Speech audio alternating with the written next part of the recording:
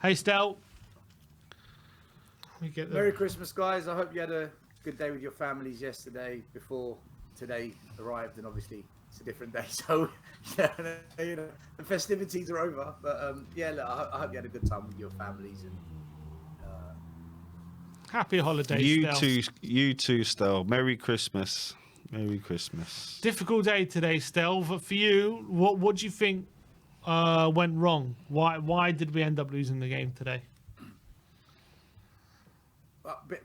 Before I get into it, because I'm sure everyone wants to hear what I have to say. Oh boy, yeah, I can't wait for this one. You know, half the comments are going to love me, half are going to despise me. But I just wanted to say this very quickly. Last time I came on, it was after the Liverpool loss, and there's two things I quickly want to say. First of all, there were people in the comments saying this guy only comes on when we lose. Last season, I came on after a win, and I said we must back Ange. We've got to back this manager. Okay, that was after a win, and that's when I said, but if he signs Werner again, it all changes for me. So that's a bit of a myth. And secondly, there was a chap called Arsh who came on, and he just spent 20 minutes saying how Sava, Stelios, Alex Box Office are were negative and all these things and whatnot, and how we made fun of Ben and Sim. I just want to make it clear to people watching the show, I've never made fun of Ben and Sim on any show I've been on. I've questioned why you don't protest, as I've done with Chris Cowlin, Last Word on Spurs, Expressions, Fighting Cock, and every other YouTube channel, okay? I've never made fun of these guys. So I'd rather, if people are going to come on and they want to call me out, call out the points that I make about football. Counter the things that I say that you don't like about Ange, tactics, Levy, those kinds of things. Because I don't appreciate being misrepresented like that. So got that out of the way. Right, to answer your question, Sim, why did we lose today? Before the game, I was on, funnily enough, Sava's channel, and I said on that game, on his show, for me, my concern today is that they've got a midfielder, Elliot Anderson, who's really good. We've got to shut him down. They've got two centre-backs, Murillo and Milenkovic, who are solid, and we need to find a way around them too. Elanga and Hudson-Odoi, we know what they're about down the flanks. We've seen many teams with half-decent wingers down the flanks expose us, Bournemouth, Fulham recently, Liverpool. What we cannot do is get caught high up the pitch with the fullbacks high up. We cannot do that because Forest will punish us today. Now, I'm a UEFA B coach and I can understand that. And I can tell you the basics of football are try to create overloads in order to create space that you can exploit when you attack, and know that teams will want to do that to us. So try to avoid giving them space because they're going to try to exploit that. And if that scenario does happen, you must either deny, dictate, or delay from a defensive play. These are basics of football coaching. You don't need to be UEFA B, actually. You can be level 2 and know this. What happens? They counter-attack. Do any of our centre-backs try to delay the attack? Try to dictate the direction of play? Do they try and deny by tackling? No. They both backwards, backwards, backwards, backwards. None of the defensive plays. So the argument's going to be, oh, but Archie Gray isn't a centre-back. Correct. But Dragusin is. And he's Ange's signing. And we spent 30 million. It was down Archie's side, wasn't it? Then Dragusin can take the initiative and go across.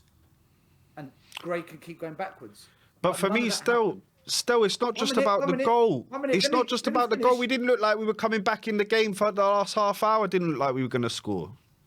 Oh, Amir, I've just begun.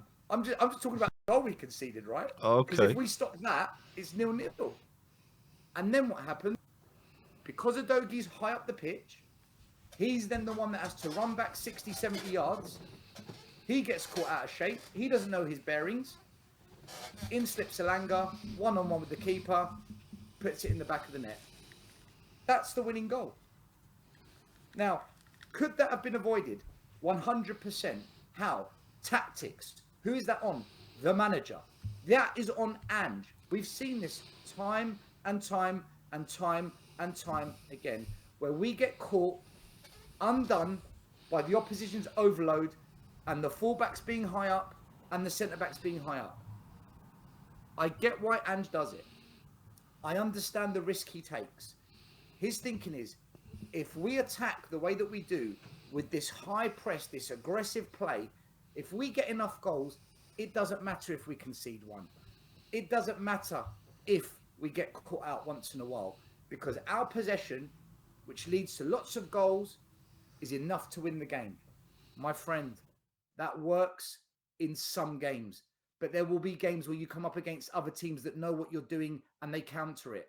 You will come up against teams like you saw today, a well-drilled defensive unit where it's tough to break down. So what is your possession going to achieve? What is your attacking play going to achieve? You signed Solanke, you signed Werner, you signed Johnson, you signed Maddison. These are your attackers, Ange. These are your players. Unless we're going to blame Levy and say the board signs the players. Now, if that's the case, then let's just talk about Levy for 20 minutes and completely neglect the fact that these tactics are on Ange. So for me, guys, we lost the game. No, but why couldn't we break them down because of still? Ange's tactics. Sorry?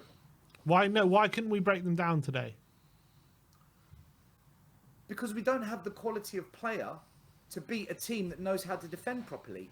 Like I wasn't one of these fans singing Johnson again, ole ole, because he's scoring tap-ins.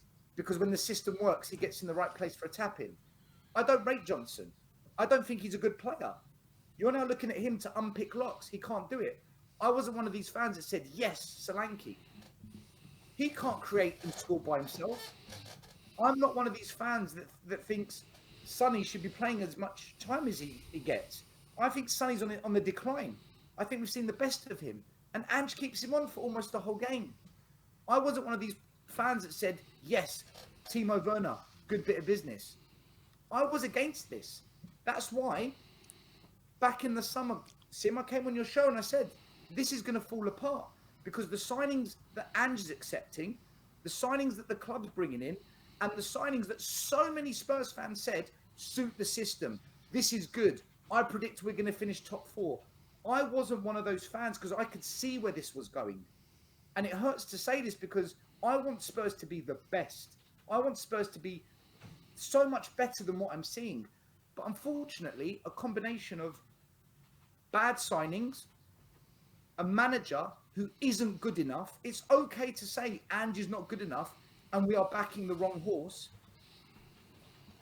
That's why we can't break them down because, you know, good managers before like Mourinho, Conte, Poch, they struggled against the low block. Mm-hmm. But they had Harry Kane. They had a prime Heung-min Son. They had a Christian Eriksen. They had some magicians, some real talent that can just get you that one goal.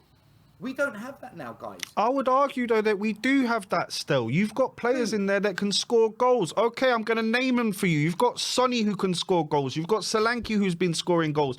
Johnson, as much... Wait a second, still. Let me speak. You've also got Johnson. I know you don't like him, but he's been scoring goals. Kulusevski scored 5 in the last 5. You've got players. You've got Maddison, who's got loads of goals this season. You've got goals in that team.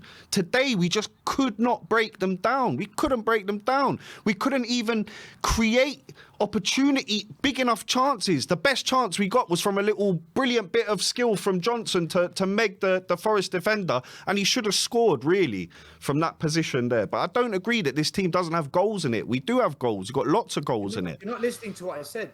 I've said one thing, and you've gone and said something else. I never said we can't score goals. You said there's not goals in this team still. I said against a team that is defensively solid, a team that is well drilled defensively, we can't unlock the doors. That's what I said. You said something else. We're one of the top scorers in the league. Exactly. But those goals, which no one on this show talks about, are heavily skewed. We've scored over 60% of our goals in 30% of games, man. For the other 70% of the season, only 40% of the goals have been scored.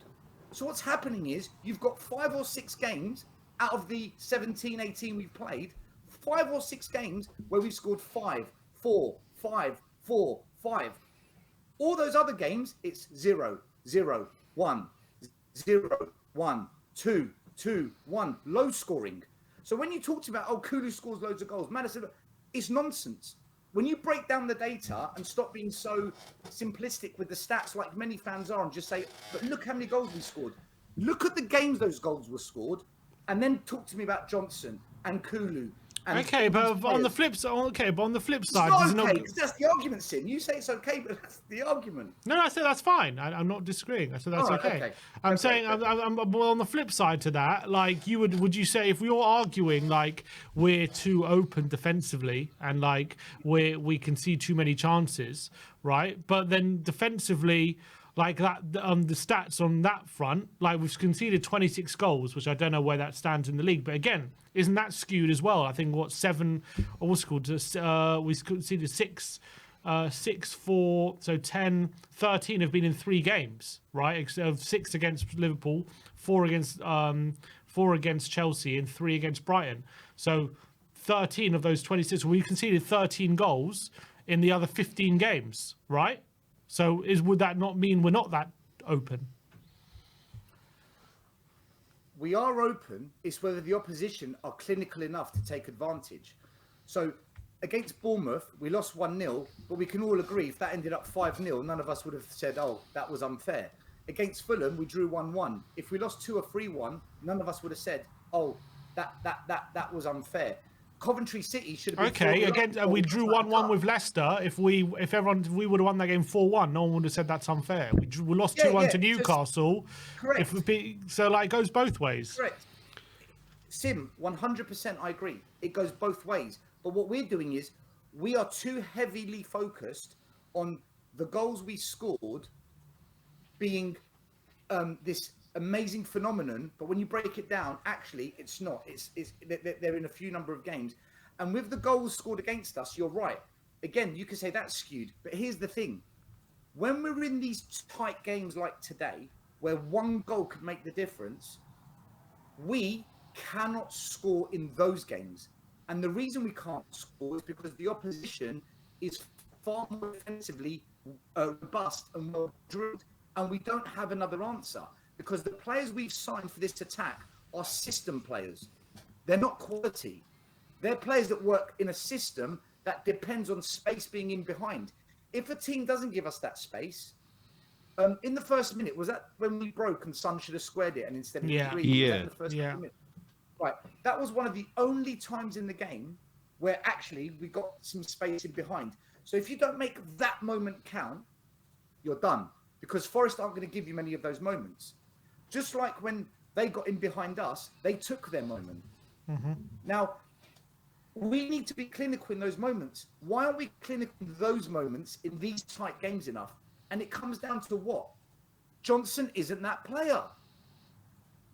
He's good at a ball being squared across the line and coming in at the back post and tapping it in. He scores the occasional, once in a blue moon, really good goal where you can say, oh, that was individual, like Brentford, where he scored a fantastic goal, beat the man, drilled it across the goalkeeper into the bottom corner when we beat Brentford at home. But that is rare. Sonny, the Son we're seeing this season is not the Son that we're used to, guys. He's not that guy. Our Sonny is no longer. Solanke's never been that player. As for Werner, what a joke of a signing. He's the embodiment of just mediocrity. What we need are Berbatovs, Kanes, Ericssons. Those players in these games unlock doors. We don't have them because Ange never wanted them, or the club's not prepared to hire them. That's why we can't win this game. We've got players. You've got players like Maddison and Decky. Yeah. Are they not players that can provide something? Yeah. And what did Ange do? He puts our most creative player, who's got the most goal contributions, on the bench.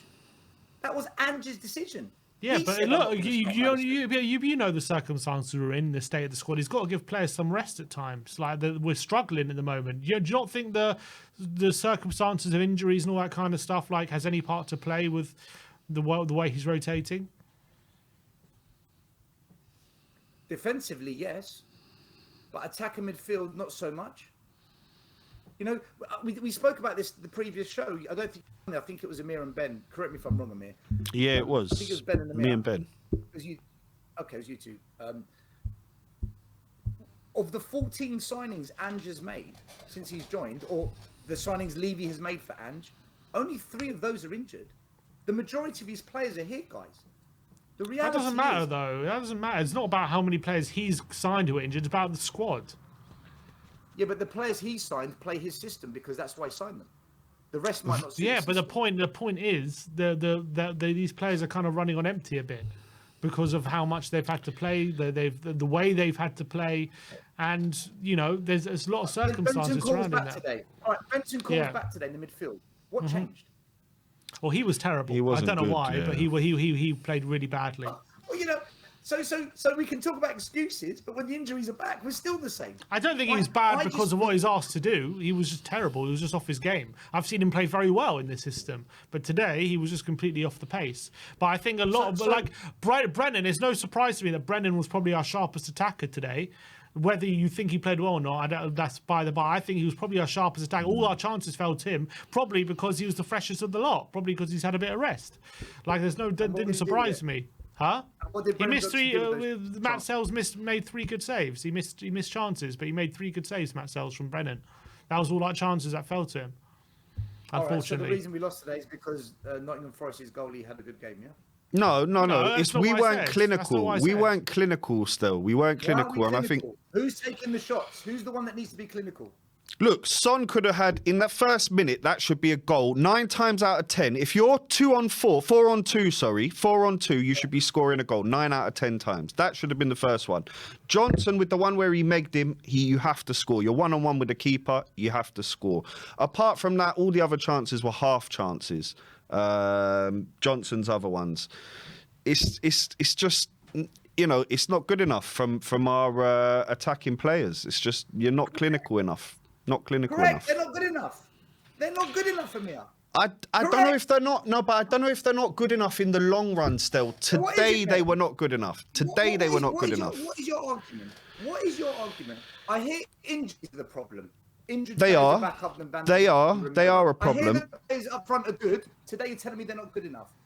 At what point do the excuses stop and we actually say, as a fan base, this board will never properly back any manager, so they've got to go, but our fans don't want to protest in numbers. This manager's out of his depth. He has to take accountability to some degree for 9 losses, sorry. Only 2 teams are worse than us in the league for losses. But we make excuse after excuse after excuse after excuse. All because he's won 5 or 6 games convincingly. No, this form cannot continue. That is for sure, right? Who do you blame? It's not all about putting the blame on one person. Still, this is the thing. Yeah, we can all put it on Ange. Yeah, we can all put it on Ange and say this is all his making. But in reality, there's been a pattern since Enoch took over and since you know Levy's been at the helm at this club. Right? There's been a pattern. When Ange came in, you can't put it all on him. We lost our best player, our legendary player. We lost him. We didn't back Ange in the way that we should. We didn't bring in top quality players, right? We signed, I agree with you, Werner. We signed the likes of Odebear. We bring in players that... Without Harry Kane in here. What's that? We finished 5th without Harry Kane. The Harry Kane excuse has to stop. That's a miracle. That's a miracle in itself that we finished 5th without Harry Kane. Or maybe 1 game a week with the squad is all we can do. And then we didn't build on the squad. Agreed. We didn't build on its squad. And Ange accepted that. Well, he didn't accept 10. He didn't expect 10 injuries. Mate, it's like, you know, if my management at work. The injury excuse wise, we aren't 10 losses in because we lost to Crystal Palace with no major injuries. We lost to Ipswich with no major injuries. We blew a 2-0 lead to Brighton with no major injuries. This injury thing... We also won 9 in 11 games. We won 9 in 11 games before the injury crisis. But we were still losing games. Okay, but it wasn't this bad. That's the point. You could say we weren't the injuries perfect are team. We part of the weren't the perfect team. I grant you that. Yeah, we weren't the perfect team, but we was much better than we're showing at the moment when we were before this injury crisis. I just think it's hard to put everything on Ange still. It's hard when there's a lot of other factors involved. Amir, let me be clear, right? Let me be clear with everyone watching, okay? Because listen, I love you two. I love the fact you put up an argument. I love the fact you've got a different view. This is what makes good debate, right? So big up to Amir and Sim for that. And I mean that. It's not just trying to appease the fan. I mean that. I genuinely mean that. For me, the biggest problem and the poison that has ruined this club is Daniel Levy and ENIC. I am a staunch ENIC Levy outer. Me and Brian Daigle, as YouTubers, have probably been more involved in trying to protest and rally people online than anyone else. And it comes with a lot of flack, right? And I'm still massively ENIC and Levy out. I put finger of blame on them, and I blame fans who refuse to take action but just moan about them all the time, right? Let's have it right. If you said to me today, keep Ange but get rid of Levy, I will get rid of Levy and I'll keep Ange Amir. Right? I'll give you my word. Okay. However, when I look at this manager in isolation, do I think he's doing the best he can with the players he's got? Do I think his signings are worthy of being at Spurs? And do I think that this manager, even without injuries, defensively has got what it takes to set us up to be somewhat pragmatic at times, to develop the defenders individually, and to have that side of the game sorted out? No, I do not. And he will always be that way. And he's told us, I'm not going to change. How many times have you heard that? I'm here to entertain you. I'm here for entertainment, right? So because of that, guys, that's why I don't want him here anymore. That's why. If he stopped entertaining and just got the freaking result and was more pragmatic and stopped being high, stop inverting the fullbacks, stop allowing teams just one chance to just nick it, if he did that, I can get on board with it, guys. I really can. But he refuses. He simply isn't interested. So for that reason, as much as I want Levy out and as much I'm sick to death of ENIC, Ange has to be held accountable for what's going on as well. He must. No, I agree. First, then we'll have to move on to the next. Yeah, no, and I agree with that still. I agree Ange has to be questioned for all this run of form and for the results that we've talked about. We do. Look, I'll wrap up. There I'll argue with you. Look, respect to everyone on this, and people are going to call me negative and toxic for saying this. I've been proven right since Werner signed back, so I don't mind what people call me. But now my biggest worry is this. This is my biggest worry, guys, and then I wish you all a great evening and let everyone else speak. It looks like Dragusin went off injured. Hopefully it's not serious, but if he misses the next game with Spence suspended, that defence is on its knees. And my fear is this. We lose to Wolves and everyone turns on Ange and Levy gets away with it. If the fans turn on Ange, and I think he has to go, I'm not changing my mind on that, you better focus most of your blame on Levy and ENIC. Because if not, I don't know where I stand with this fan base anymore. If Ange gets fired because this continues, the fan base must do everything possible to demand a change at the top. Otherwise, I don't know where this club or this fan base wants to go. And boys, respect to you both, man. Respect to you both. Have a good evening, Stel. Take it easy, Stel. Always, mate.